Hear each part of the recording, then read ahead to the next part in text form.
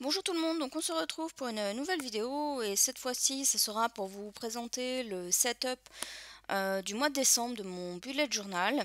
Euh, donc je l'ai fait sur sur les mêmes principes hein, que les mois précédents. Donc les deux, enfin la première double page, sur la page de gauche il y a une citation et sur la page de droite il y a effectivement le mois en fait, hein, avec une page plus ou moins décorée.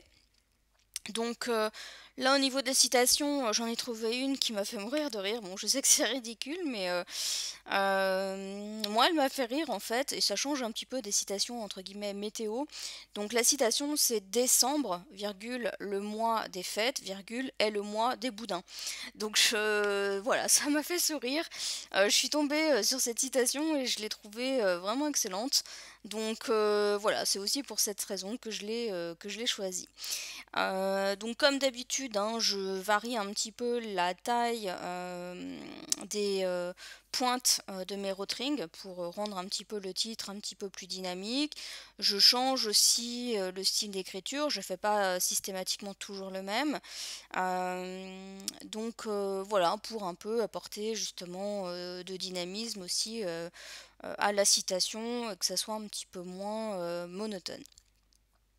Donc là au niveau des rotrings j'ai utilisé la pointe 0,7 et la pointe 0,1. C'est les deux tailles que j'ai utilisées pour ce setup. Au niveau des dessins, etc., j'ai regardé un petit peu sur Pinterest comme je fais d'habitude. Je suis partie sur quelque chose qui ne ressemblait pas forcément à ce que j'avais envie de faire au départ. Mais alors c'est pas que j'avais pas la motivation, c'est juste que je manquais un peu de temps pour faire en fait l'idée que j'avais au départ. Donc l'idée que j'avais au départ, c'est que c'était un peu plus chargé en termes de dessin, etc. Mais voilà, j'étais un petit peu prise par le temps, bien que je m'étais un petit peu avancée, mais en fait il se trouve que cette vidéo devait sortir avant la prochaine, vous comprendrez la semaine prochaine pourquoi. Et donc du coup, voilà, j'étais un petit peu prise par le temps et du coup je suis allée, on va dire entre guillemets, au plus simple. Donc là effectivement pour la décoration de la page de droite, donc le mot décembre, hein, je l'ai écrit très simplement. Et ensuite, j'ai rajouté des petits décors, donc encore une fois, je les ai fait à main levée. Je n'ai pas cherché à prendre mes tampons. Alors, j'ai quand même quelques planches de tampons, on va dire, hein, sur le thème un petit peu Noël, décembre, etc. C'est vrai qu'il y a beaucoup de tampons, enfin, dans ces planches-là, où il y a beaucoup de choses sur les flocons de neige, etc. Et c'est pas ce que j'avais envie d'utiliser pour ce thème-là. Parce que les flocons de neige, c'est déjà un thème que j'avais utilisé pour le mois de janvier. Donc voilà, j'avais envie de changer de motif, hein, j'avais pas forcément envie de retrouver ces motifs-là dans mon setup de décembre. Alors j'ai un peu utilisé les motifs flocons de neige, mais de manière comment dire, enfin, je les ai très peu utilisés. C'est pas ce qui va être le plus flagrant hein, dans tous les dessins que je vais faire. Mais voilà, j'ai plutôt orienté sur décoration, on va dire, de Noël. Euh, voilà, et en termes de couleurs, j'ai également été plus sur des couleurs traditionnelles de Noël, à savoir le rouge, le vert.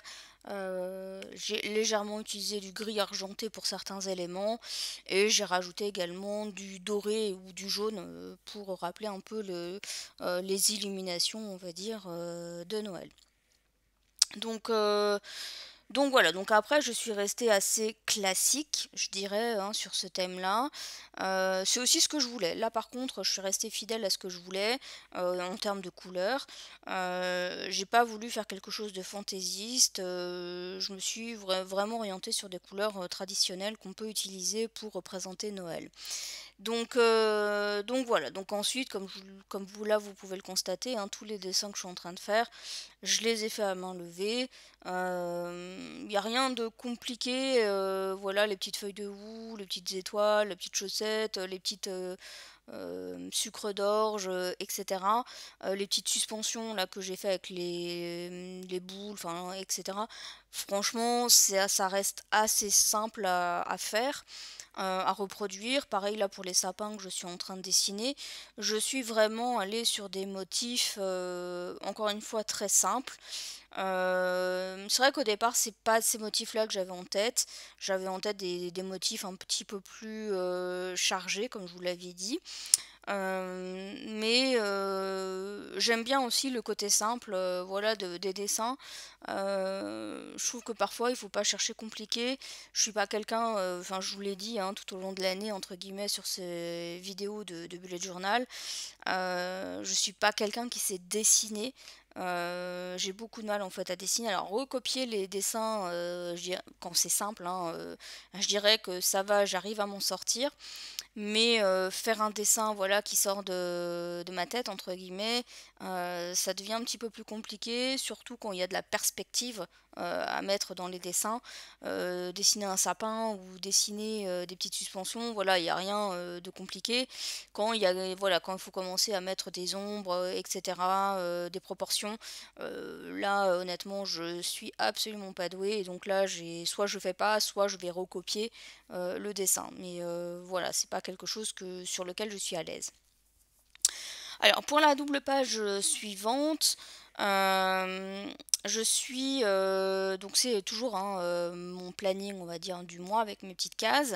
Donc d'habitude je fais des lignes droites et pour cette fois j'ai voulu un peu changer donc j'ai fait des comment dire des lignes un peu incurvées. Enfin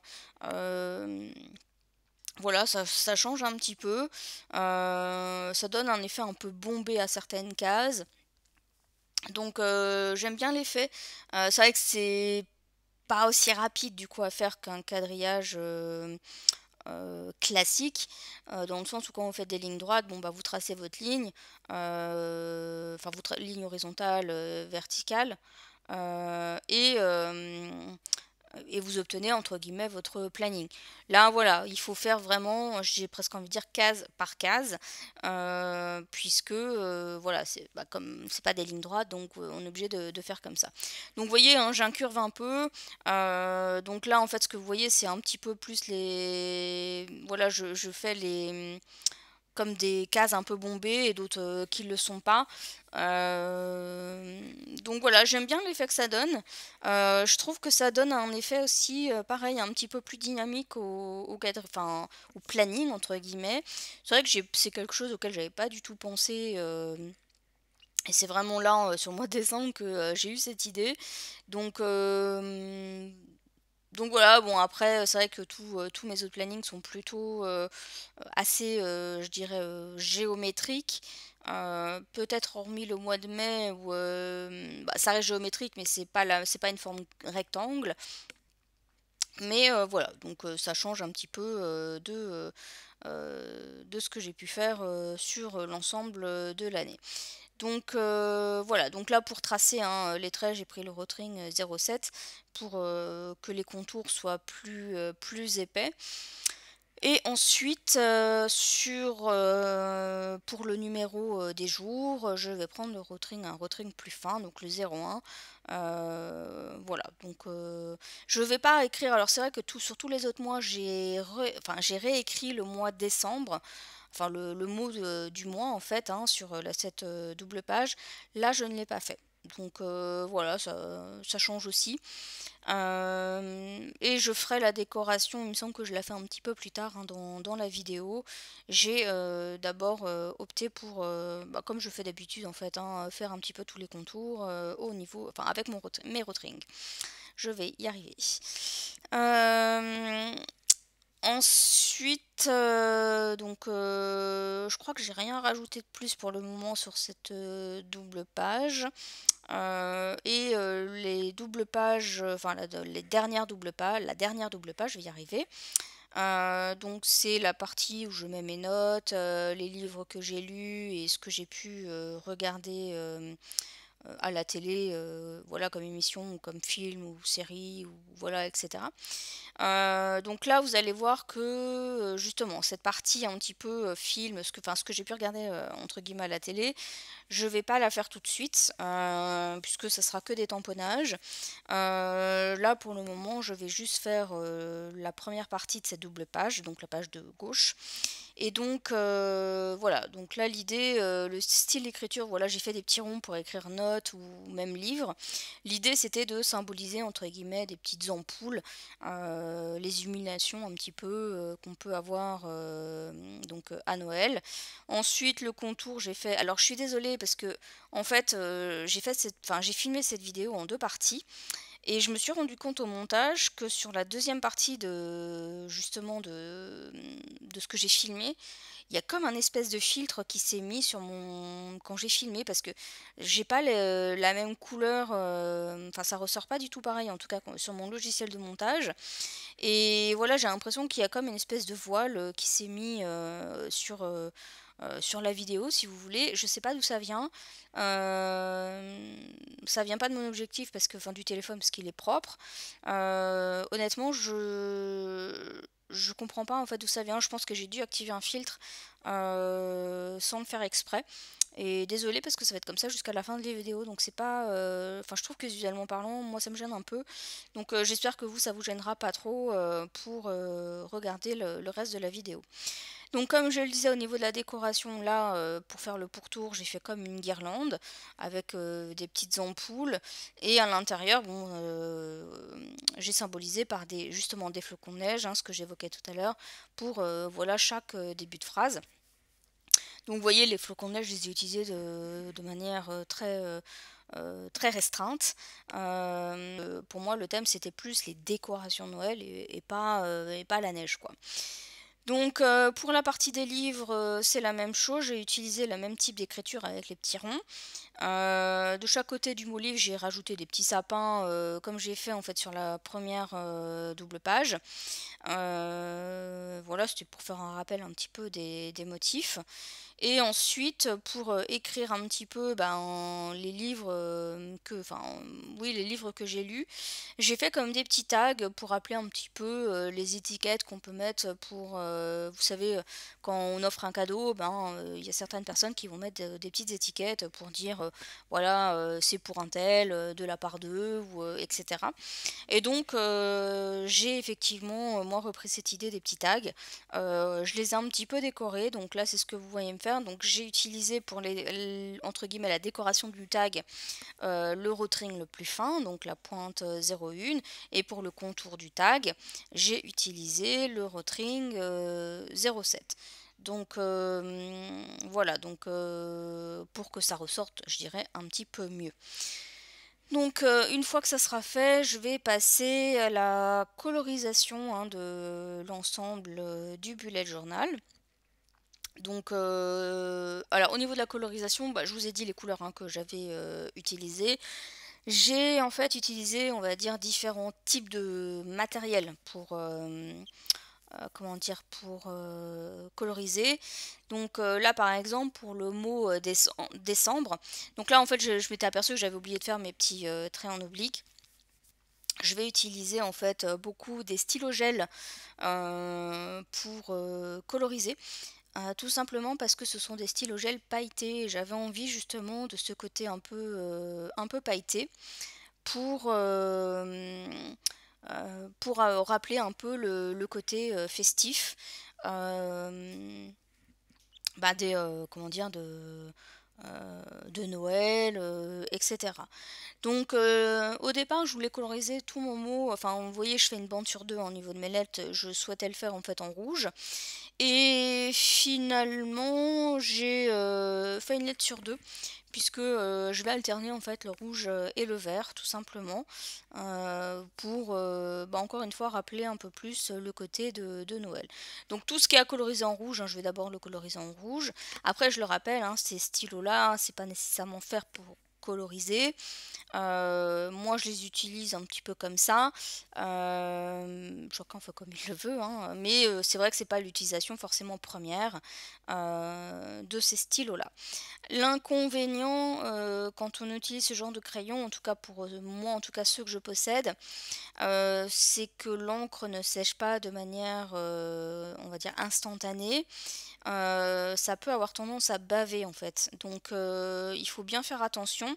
Déjà, de là où vous mettez votre couleur, essayez de ne pas mettre vos mains par-dessus parce que ça va faire un transfert sur vos mains qui peut éventuellement refaire un transfert sur le papier.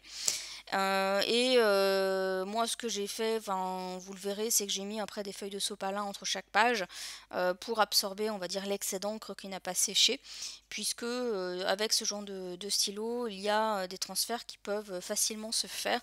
Et j'ai déjà eu le cas, hein, par exemple sur le mois de mars, pour lequel j'avais déjà utilisé ce style de crayon pour coloriser, j'avais eu quelques transferts. Bon après, voilà, hein, ça peut arriver. C'est pas non plus bien grave, mais c'est vrai que quand on essaye de faire un travail un peu propre, c'est toujours un peu dommage de voir que ça a bavé. Donc voilà. J'ai également pour la colorisation utilisé des crayons de couleur.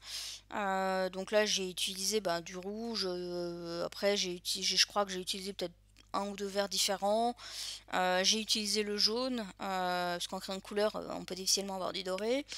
Et ensuite, j'ai réalisé quelques tamponnages euh, que j'ai réalisé. Alors, j'ai utilisé les Distress Oxide, donc la rouge, et donc là, c'est la Fire and Brick, et une verte, donc la Peeled Paint. Et j'ai également utilisé ma Versafine noire et ma Memento noire. Donc j'ai également utilisé une Versafine verte et il me semble qu'elle s'appelle Olympic Green. Voilà, quelque chose, il me semble que le nom exact c'est ça. Donc, donc voilà, donc comme je vous ai dit, j'ai fait quelques tamponnages hein, pour agrémenter, pour finaliser on va dire la décoration. Et voilà, j'ai également utilisé un crayon, enfin des crayons pailletés gris ou argentés pour certains des détails des dessins. Donc voilà, donc ensuite je voulais aussi vous parler un petit peu du bilan de ce que moi j'en ai retenu hein, de mon bullet journal. Moi j'ai bien aimé le faire. Je trouve que ça me permet de, en termes de scrap, hein, j'entends, ça me permet de changer un petit peu des cartes ou des pages ou des mini-albums, etc. Donc ça c'est vraiment quelque chose que j'ai aimé faire. Alors le bullet journal, je le fais vraiment dans cette optique-là, je le fais pas dans l'optique de m'organiser. J'ai pas besoin d'un bullet journal pour m'organiser, clairement. Voilà, c'est pas quelque chose que je vais avoir dans mon sac à main pour savoir quel rendez-vous j'ai, machin, etc. Donc voilà, c'est plus pour moi un projet de scrap plutôt qu'une manière de m'organiser. Et c'est aussi pour ça que je fais assez peu de pages sur un mois en fait. Je fais juste 3 doubles pages et moi ça me suffit, j'ai pas nécessairement besoin de plus. Euh, alors juste, je reviens sur ce que je suis en train de faire, parce qu'en fait là je vais rater mon tamponnage. Je vais essayer de le rattraper, mais voilà, ça s'est mal tamponné, et ça, j'ai pas replacé au bon endroit, enfin bref. En fait, ce que je vais faire, c'est que je vais le tamponner sur une feuille de papier, je vais le découper et je vais le recoller par-dessus mon tamponnage en fait, voilà, tout simplement. Donc comme je vous le disais, hein, voilà, j'utilise pas le bullet journal pour, enfin, je le fais pas dans le but de m'organiser, mais plus dans l'objectif de changer, varier un petit peu mes projets de scrap. Alors, est-ce que je vais continuer à faire un bullet journal? Oui. Alors, je suis aussi très satisfaite hein, du support que j'ai utilisé. Alors, j'ai plus la marque. là en tête du carnet que j'ai utilisé, mais il me semble que vous l'avez en barre d'infos. Je suis satisfaite parce que les pages elles sont vraiment épaisses, donc on peut s'autoriser à faire un peu d'aquarelle, même si c'est pas du papier aquarelle. On peut s'autoriser quand même à utiliser, je dirais, un petit peu d'eau, alors avec parcimonie, hein, il faut pas non plus euh, mettre beaucoup d'eau, mais si vous en faites avec un minimum, ça marchera quand même. Ça se transperce pas. On peut utiliser vraiment des encres qui d'habitude vont avoir tendance à transpercer, enfin passer à travers les feuilles. Et là, en fait, voilà, quand j'utilise en fait les différents types d'encre, je tourne ma page, je vois rien en fait, hein, donc en ça, ce carnet est plutôt bien. Ensuite, comme je vous ai dit, je continuerai. Donc là, mon carnet, par exemple, pour cette année, j'ai utilisé, on va dire, la moitié du carnet pour une année, sachant qu'effectivement, je n'utilise que 3 doubles pages pour chaque mois.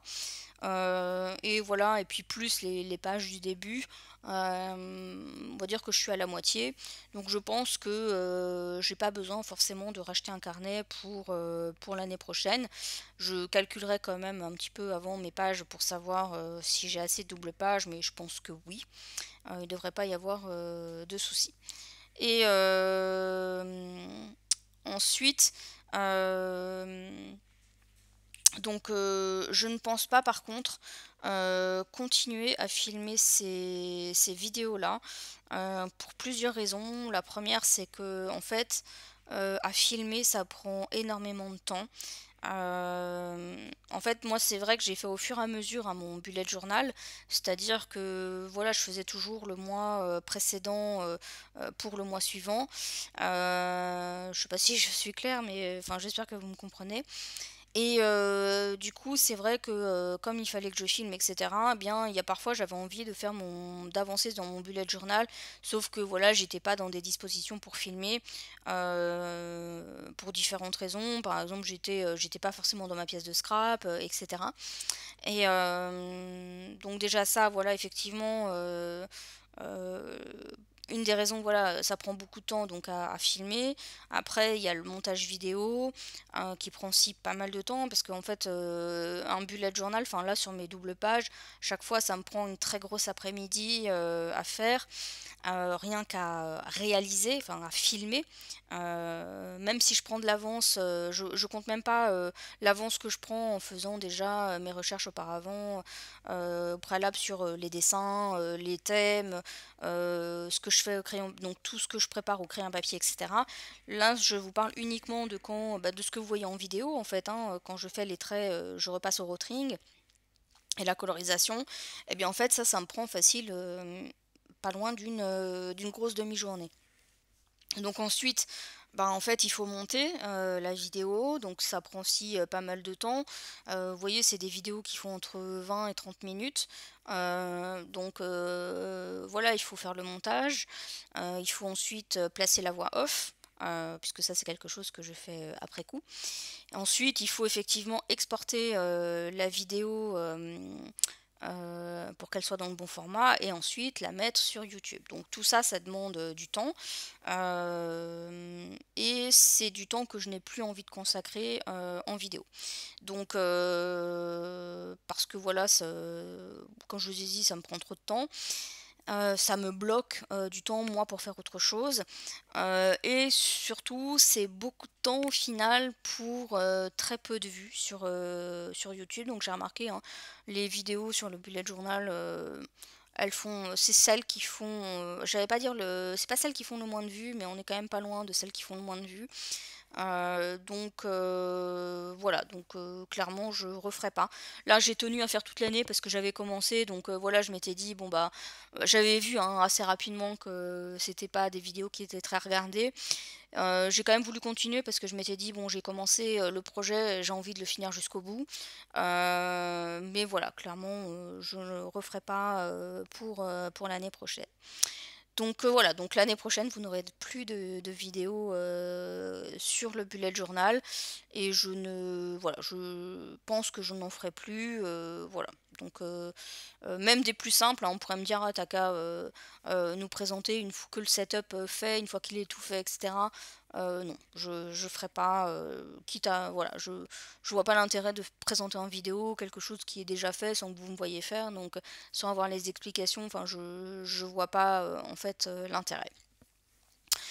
Donc voilà, après pour on va dire plus ou moins dans la même continuité, là en ce moment, pour être tout à fait franche, j'adore partager ce que je fais, j'adore faire les vidéos, etc.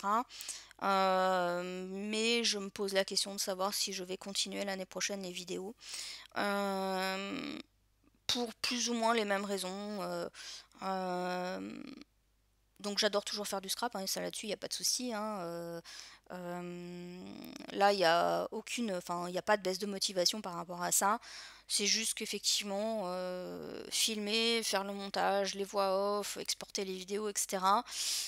Pour au final très peu de vues sur ma chaîne.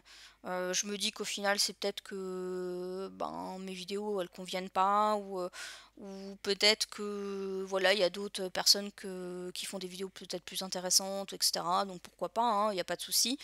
Après il y a des choses qui m'ont un petit peu je vais dire dégoûté, je sais pas si c'est le mot exact, mais après je sais que j'ai pas la primeur, hein, des idées de vidéos, mais voilà, il y a quelques idées de vidéos que moi j'ai eues, que j'avais pas vues ailleurs en fait, hein. Il faut savoir qu'en fait moi aujourd'hui je ne regarde plus du tout de vidéos de scrap, ou très très peu. Très très peu, ça va être une dans le mois, hein, et encore je suis gentille.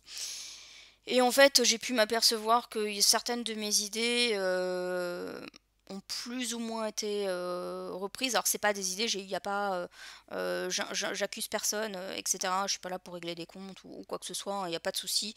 C'est juste que qu'on reprenne une idée, il n'y a pas de problème. Je trouve juste que le fait d'être crédité, ça mange pas de pain. Voilà, enfin, et surtout, en plus, c'est souvent des personnes qui ont des chaînes plus importantes que la mienne, qui reprennent entre guillemets, mes idées. Enfin, comme je vous ai dit, il n'y a pas de droit d'auteur sur mes idées ou quoi que ce soit, il n'y a pas de souci. C'est juste que les personnes en question, c'est les premières à se plaindre qu'on leur reprenne leurs idées, etc. Donc voilà, je trouve que c'est un peu limite. Bah après, c'est la loi de YouTube et je l'accepte, hein, il y a pas de souci, j'ai pas d'aigreur, hein, par rapport à ça, il y a pas de problème. Euh, et puis une autre chose qui me gêne beaucoup, et là c'est dans le fonctionnement YouTube en lui-même, mes vidéos ne sont pas monétisées parce que je ne réponds pas aux critères de YouTube, hein, pour monétiser mes vidéos. En revanche, YouTube a changé sa façon de faire et aujourd'hui se permet de mettre des pubs sur mes vidéos pour les monétiser pour leur propre compte, pour son propre compte, on va dire.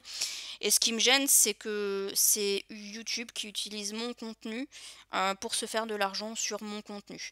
Ça, c'est quelque chose que j'accepte pas en fait. Que je puisse pas monétiser mes vidéos parce que je réponds pas aux critères, il n'y a pas de souci. Que quelque part YouTube s'approprie mon contenu pour monétiser mon contenu et récupérer de l'argent dessus, ça me gêne beaucoup plus en fait. Et ça ne concerne pas que moi, ça concerne toutes les petites chaînes, hein, YouTube. Moi personnellement, c'est ce qui me démotive aujourd'hui. Je cherchais pas forcément à faire de l'argent avec YouTube, hein, clairement pas. C'est pas mon objectif premier, qu'on soit bien clair là-dessus. Mais si YouTube se fait de l'argent sur mon contenu, pourquoi est-ce que moi j'aurais pas le droit de le faire en fait? Alors pour le moment, je suis encore en phase de réflexion, hein, je me laisse le temps, la fin de l'année. Pour la fin de l'année, je continuerai sur le même rythme, ça, il n'y a pas de souci. Ma réflexion sera plus pour l'année prochaine. Donc quoi qu'il en soit, je vous dis donc à bientôt pour une prochaine vidéo. Bye bye!